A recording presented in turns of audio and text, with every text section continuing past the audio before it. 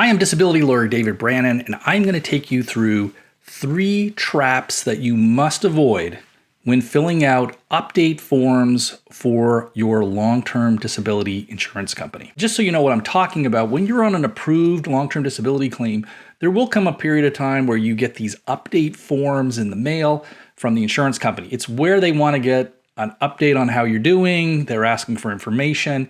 It's common to get these forms. If you're early on in your claim, you may get these forms every couple of months. If you're later on into your claim, you've been on benefits for a couple of years, maybe you get these forms once a year. However, there are 3 traps with these forms that you must avoid if you want to avoid problems with your claim. Let's get into it. Number 1, the surveillance trap. This is a trap that I saw pretty early on in my career.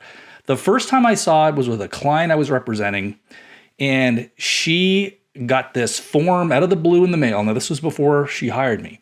She got this form out of the blue in the mail. It asked her to fill in all these things about her activities. How often did she go out? What was her hobbies?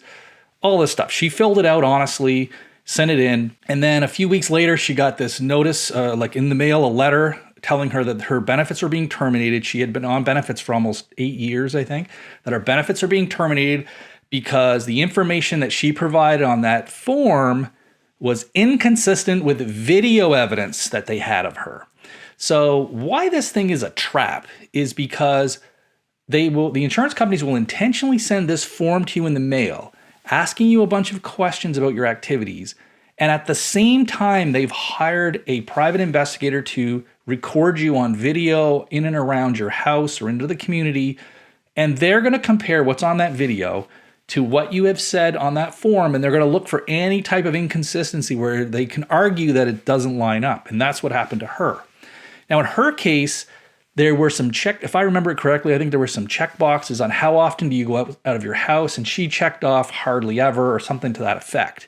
Now, they videotaped her for 2 weeks, and over that time, they had her going out of the house over the 2-week period. I don't remember exactly what it was, but it was something like they had her 2 days on 1 week and like 4 days the next week. So they said hardly ever. That had this obviously going out of the house 6 times over a 14-day period or whatever it was. That is not hardly ever. That's like almost half the time. And she was devastated. Now, she was not lying. In her mind, she hardly ever went out. And when she did go out, it was these really not for doing much, just to get shopping or to go do a thing. She was formerly a very active person who was go, go, go all the time. So in her mind, she was thinking, I hardly ever go out, I hardly do anything. She wasn't taking it literally, whereas they took it literally. So they terminated her claim based on them saying that she was exaggerating and lying, and that was a major problem. So this surveillance trap, you'll know you're getting the surveillance trap if you are on an approved claim and out of the blue, you get this form in the mail that is asking you a lot of specific details about your activities in the community, how often you go out, how often are you on social media, all this kind of stuff. That is a dead giveaway. Now, I won't get into the merits of filling out those forms or how you should do it, but generally speaking, you want to be very careful filling out these forms, and you want to take it literally so that they're not going to, she should not have put hardly ever goes out. She should have given more nuance to say, I go out for short periods, I don't do as much as I used to do, that kind of thing. You're going to want to put a lot of detail and thought into how to filling out these forms, because you got to think they're going to be taping me, recording me possibly, watching my Facebook, and they're going to try to compare and look for inconsistencies. All right. That's the first trap, and probably the most, believe it or not, ethical trap that I think of these 3. The next trap is more, I would say, dirty. This is dirty pool, if you know that phrase. This one's dirty, despicable even. I call this the under the radar authorization trap. Okay, let me explain what this is. Now, I don't have a form here in front of me, but picture this. You have been sent a form, a legitimate one, asking an update on your medical condition, or is there any new treatment, any new doctors, all these legitimate questions that you should be answering. And in fact, you have a duty to inform the insurance company. But down at the bottom, just above where you have to sign at the bottom, they have this little clause inserted in there. And it says something like, I authorize blank insurance company to contact my doctor, health organizations, employer, any other person or organization that may have knowledge of my disability, da da da da da. And like as a lawyer, you're like, what? Like, what are you doing? Like that is like an authorization form. That's something completely different than you filling out an update form. But the sneaky people will sneak this thing in there as a 1 or 2 liner, almost like fine print, but technically it's not fine print. It's written in the same font. But people, I find, will just sort of pass over it and sign at the bottom. You feel like you're obligated to sign it. And when you sign that, you have now authorized the insurance company to contact anyone. Now, there's different wordings here. Sometimes it's not worded to be anyone, but a lot of the ones, they will have some very broad things like any person or other organizations. That opens it up that they can contact almost anyone, which you don't want. When I was in law school, part of my law school is I have a health law diploma. And I remember in health law class, the professor, we dealt with these authorization forms, and they were adamant about never, ever allowing your client to either give out these general authorizations or to have them sign them because of how bad they are in terms of privacy. Whenever you're getting an authorization for private information, it should be very specific to the person who's going to be you're authorizing to give and get the information, and specific to the nature of the information. You don't just say you can get any type of information from basically anyone. Not a great use of an authorization. And I think it's just bad practice for the insurance companies to try to stick those in there. Bad from the point of view, like even if they try to rely on that, I don't know how well it would even hold up. But at the very least, it gives them an out that they can try to say that, well, you did authorize them to do it if they get caught sneaking around and sharing information around, okay? So what you're going to do if you think there's that kind of a clause on your form, my advice to you is get legal advice before you cross things out and just say, I'm not going to sign this part of it.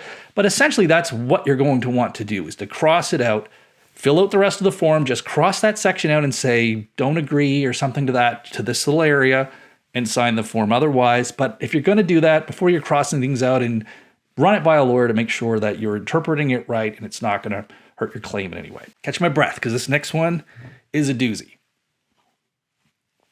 The next one, I like to call this one the Jailhouse Confession Trap. Now, hear me out. Hear me out. This one is more despicable than even the last one. I think this one is the dirtiest one here.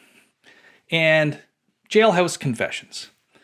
I don't know how much you have listened to lawyers in the past, or maybe you're watching TV. You'll always hear lawyers tell you, don't talk to the police. If you're detained by the police, they've taken you in for questioning, keep your mouth shut. If you got your one phone call to a lawyer, any lawyer who is worth their salt is going to tell you, whatever you do, just don't answer any of their questions. Just sit there. They're going to have to put you in jail and keep you overnight, or they're going to let you go. At no point should you be answering any questions or engaging with them. Of course, people never listen to that because the police are extremely good, at least some of them, at getting people to talk. Okay? So I don't want this to become about don't talk to the police when you're detained, but don't talk to the police if you're detained. Here's the thing. The problem with talking to the police is that a lot of people will give false confessions. And I know what you're thinking. Oh, come on. Yeah, that is actually a thing. People do give false confessions for a variety of reasons, and those stick. It's very hard once you give a false confession to undo it later. And this last trick, this last trap, the insurance company on some of these update forms is going to try their own version of getting you to sign a false confession. Hear me out. How it works is, just like at the bottom I talked about the other trap where they put this little authorization to go to other things, okay, that's one thing. Well, what they sometimes will also have another little paragraph under that saying that you declare or certify or something to that language that everything on this form is correct and true and complete. But it doesn't usually stop there. They'll say, and also any other conversation, telephone call, or information I've provided or will provide to the insurance company is, let me get the wording of this right, true and complete. That is the little phrase you often see here, true and complete. Think about that. It's one thing to say that everything on this form is true and complete, although I have problems with that. But to say that every other phone call and information you give them is true and complete, that's where the danger is here, this complete thing. Once you sign that, you're essentially saying you're locking in everything they have. And what it means is you can't go back and clarify things that they're taking out of context or intentionally misinterpreting, because once you sign something like that, when you're going back to try to change it or clarify on it, not even really change it, just add to it, clarify, elaborate, give context. Oh, now you're changing it. You signed off that everything you told us was true and complete. So it's the complete part that gets you on this. It's really dirty because they can try to say that any changes you're making after getting a lawyer or down the road to clarify things is nothing more than you trying to weasel around and make things up. So there is no way on this earth you should ever sign anything like that. And the fact that they would sneak this in here onto these forms where they know the main purpose of this form is for you to give them an update. They're just trying to sneak these things. I don't know the lawyers that came up with this, to sneak these things on the end under the radar, knowing that most people are going to skim over it and just sign it is just, it's just bad. I really am disappointed. To the extent I can be disappointed. I'm kind of disappointed that they would try to pull this thing off. I've never had a client where we didn't have to go back and explain things. Because think about it, you're talking in phone calls to them, they're the ones usually writing down what you're saying, they're the ones asking the questions. Good police and good insurance people can ask you questions that will get you to give the information that's good for them, and they just won't ask the questions they know that will get information that helps you.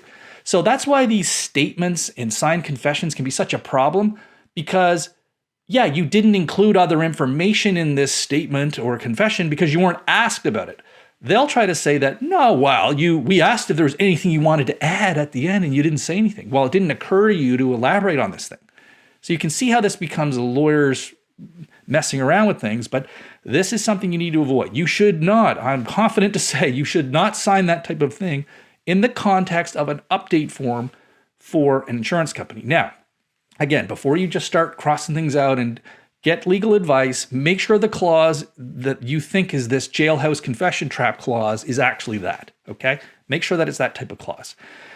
Okay, a little out of breath here. Those are 3 traps. I get kind of excited about these traps because they are kind of dirty traps, in my opinion. They're not on every form, but if you see them on your form, be aware of them. It doesn't mean you don't fill out the form, but just be aware of these things. Now, if you think you detect one of these things, get advice from a disability lawyer. You can contact our firm from the information below or in the description of this video, or another firm of your choice, and get advice on the form that you're thinking could be a trap. That's all for now. We'll see you back here next time.